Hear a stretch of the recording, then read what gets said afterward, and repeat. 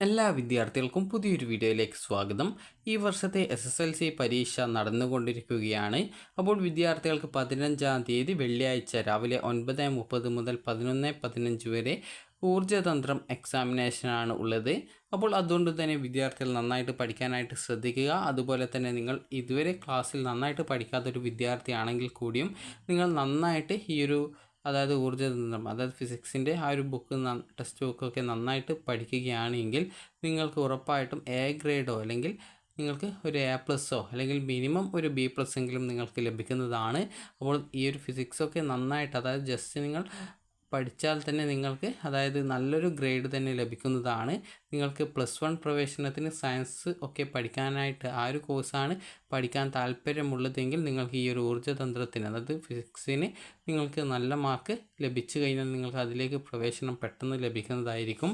അതുപോലെ വിദ്യാർത്ഥികൾ ചോദിച്ചിട്ടുണ്ടായിരുന്ന പ്രധാനപ്പെട്ട കാര്യമാണ് 5-10 മാർക്ക് നേടിക്കഴിഞ്ഞാൽ നിങ്ങൾ ആ ഒരു സബ്ജക്റ്റ് പാസ്സാവും എന്നുള്ളത് ഉറപ്പ് തന്നെയാണോ എന്നുള്ളത് വിദ്യാർത്ഥികൾ ചോദിച്ചിട്ടുണ്ടായിരുന്നു.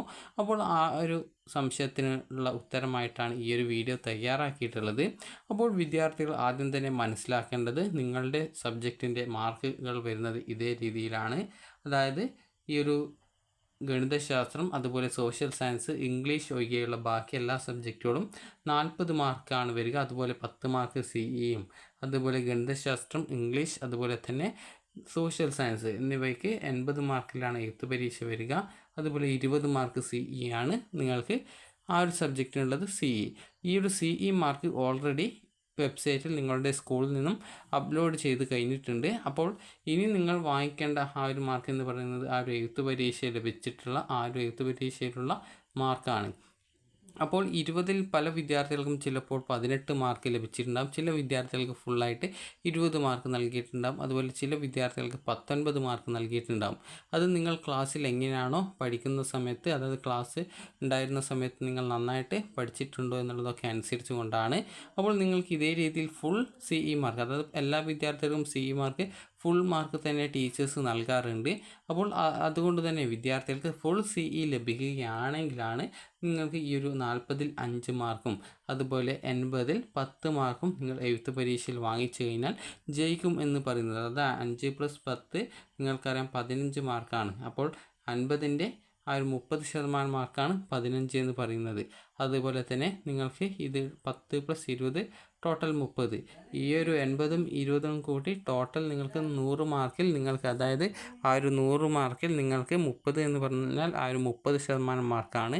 അപ്പോൾ 30 മുതൽ 39% വരെ, അതായത് 15 മുതൽ 19 വരെയും അതുപോലെ 30 മുതൽ 39 വരെയും മാർക്ക് ലഭിച്ചു കഴിഞ്ഞാലാണ് വിദ്യാർത്ഥിക്ക് ആ ഒരു സബ്ജക്റ്റ് പാസ്സാണ് എന്നുള്ളത് പറയുക. അതായത് മിനിമം നിങ്ങൾക്ക് ആ ഒരു 40 മാർക്കിൻ്റെ സബ്ജക്റ്റിൽ ആ ഒരു CE ഉൾപ്പെടെ 15 മാർക്കും അതുപോലെ തന്നെ 80 മാർക്കിൻ്റെ സബ്ജക്റ്റ് 20 മാർക്ക് CE ഉൾപ്പെടെ 30 മാർക്കും നിങ്ങൾക്ക് കിട്ടിക്കഴിഞ്ഞാലാണ് നിങ്ങൾ പാസ്സാവും എന്ന് പറയുന്നത്. അപ്പോൾ ഈ ഒരു സാഹചര്യത്തിൽ വിദ്യാർത്ഥികൾ ചോദിക്കുന്ന കാര്യമാണ് നിങ്ങൾക്ക് 5 അല്ലെങ്കിൽ 10 മാർക്ക് ലഭിച്ചു കഴിഞ്ഞാൽ നിങ്ങൾ പാസ്സാകുമോ എന്നുള്ളത്. അപ്പോൾ നിങ്ങൾക്ക് ഫുൾ CE ലഭിച്ചിട്ടുണ്ടെങ്കിൽ നിങ്ങൾ പാസ്സാകും എന്നുള്ളത് ഉറപ്പാണ്. പക്ഷേങ്കിൽ നിങ്ങൾക്ക് ഈ ഒരു 10 മാർക്ക് CEക്ക് പകരം 9 മാർക്കാണ് CE ലഭിച്ചിട്ടുള്ളതെങ്കിൽ നിങ്ങൾ 5 മാർക്കിന് പകരം 6 മാർക്ക് വാങ്ങിക്കണം. അതുപോലെ 20 മാർക്കിൽ 18 മാർക്കാണ് നിങ്ങൾക്ക് ലഭിക്കുന്നത് എങ്കിൽ നിങ്ങൾ 12 മാർക്ക് വാങ്ങിച്ചിട്ടുണ്ടായിരിക്കണം. അതുപോലെ തന്നെ വിദ്യാർത്ഥികൾ മനസ്സിലാക്കേണ്ട പ്രധാനപ്പെട്ട കാര്യം, ഈ ഒരു 5-10 മാർക്ക് വാങ്ങിച്ചു എന്നുള്ളത് കൊണ്ട് ജസ്റ്റ് പാസ്സാവും എന്നല്ലാതെ മറ്റൊരു ഉപകാരം നിങ്ങൾക്ക് ഉണ്ടാവുന്നതല്ല. അതായത് പാസ്സാകുമോ എന്ന് ചോദിച്ചാൽ പാസ്സാകും, പക്ഷേങ്കിൽ അതുകൊണ്ട് പ്രത്യേകിച്ച് പ്രയോജനം ഉണ്ടാവില്ല. നിങ്ങൾക്ക് +1 അഡ്മിഷനൊക്കെ ആവശ്യമാണെങ്കിൽ നിങ്ങൾ നന്നായിട്ട് പഠിച്ചിട്ട് ജസ്റ്റ് ഒരു മാക്സിമം ഒരു 60% മുകളിൽ മാർക്ക് വാങ്ങിക്കാനായിട്ട് ശ്രദ്ധിക്കുക. അപ്പോൾ നേരത്തെ 5-10 മാർക്ക് വാങ്ങിച്ചു കഴിഞ്ഞാൽ പാസ്സാവുമെന്നുള്ളത് സത്യമാണ്, അതായത് ജയിക്കും, നിങ്ങൾ SSLC പാസ്സാകുമെന്നുള്ളത് സത്യമാണ്. പക്ഷെങ്കിൽ നിങ്ങൾക്ക് +1 അഡ്മിഷനൊക്കെ വേണം എന്നുണ്ടെങ്കിൽ നിങ്ങൾ ജസ്റ്റ് ഒരു മാക്സിമം ഒരു 60% മുകളിൽ, അതായത് ഒരു 70% മുകളിലായിട്ട് മാർക്ക് വാങ്ങിക്കാനായിട്ട് ശ്രദ്ധിക്കുക.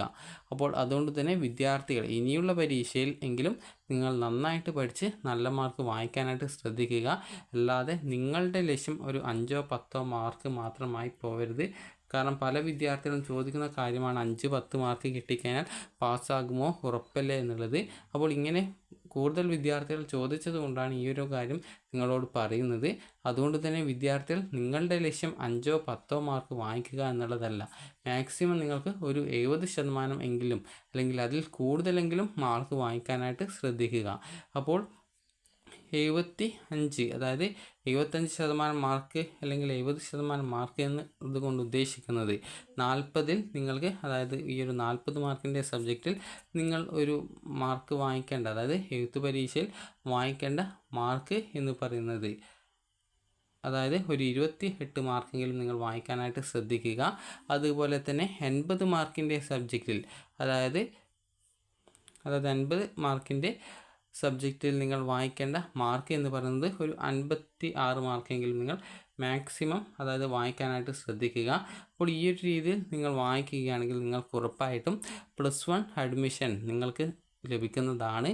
അപ്പോൾ അതുകൊണ്ട് തന്നെ വിദ്യാർത്ഥികൾ ശ്രദ്ധിക്കേണ്ട കാര്യം, കഴിഞ്ഞ പരീക്ഷ ഏതായാലും കഴിഞ്ഞു. അതായത് നിങ്ങൾക്കിപ്പോൾ മലയാളം, അതായത് 1ാം ഭാഷ പേപ്പർ 1, അതുപോലെ ഇംഗ്ലീഷ്, ഗണിതശാസ്ത്രം, അതുപോലെ തന്നെ 1ാം ഭാഷ പാർട്ട് 2 എന്നിവ ഓൾറെഡി കഴിഞ്ഞു. ഇനി നിങ്ങൾക്ക് ഊർജ്ജതന്ത്രം, അതുപോലെ ഹിന്ദി അല്ലെങ്കിൽ ജനറൽ നോളജ്, അതുപോലെ രസതന്ത്രം, ജീവശാസ്ത്രം, സോഷ്യൽ സയൻസ് എന്നിങ്ങനെ ഇനിയും ഏകദേശം 5 സബ്ജക്റ്റുകളുടെ പരീക്ഷയുണ്ട്.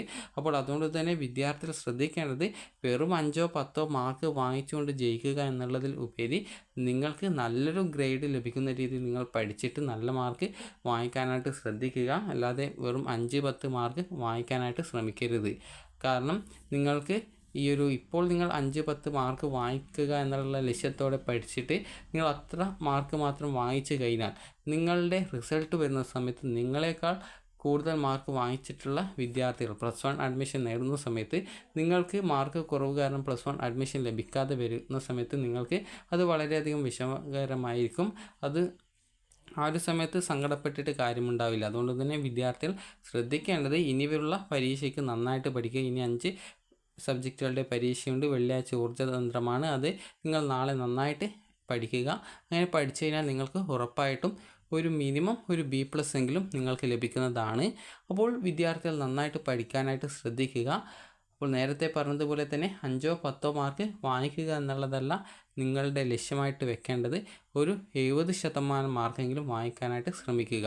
അപ്പോൾ വിദ്യാർത്ഥികൾക്ക് ഈ ഒരു വീഡിയോ ഉപകാരപ്രദമായിട്ടുണ്ടെങ്കിൽ ലൈക്ക് ചെയ്യുക, ഷെയർ ചെയ്യുക. അതുപോലെ തന്നെ വിദ്യാർത്ഥികൾക്ക് സയൻസ് ഗ്രൂപ്പൊക്കെയാണ് പഠിക്കാൻ താല്പര്യമുള്ളതെങ്കിൽ ഇനി വരുന്ന ഊർജ്ജതന്ത്രം, അതുപോലെ രസതന്ത്രം, ജീവശാസ്ത്രം എന്നിങ്ങനെയുള്ള ആ ഒരു സബ്ജക്റ്റുകളുടെ പരീക്ഷയിൽ നല്ല മാർക്ക് വാങ്ങിക്കാനായിട്ട് ശ്രമിക്കുക. അപ്പോൾ വിദ്യാർത്ഥികൾക്ക് ഈ ഒരു വീഡിയോ ഉപകാരപ്രദമായിട്ടുണ്ടെങ്കിൽ ലൈക്ക് ചെയ്യുക, ഷെയർ ചെയ്യുക. Thank you for watching.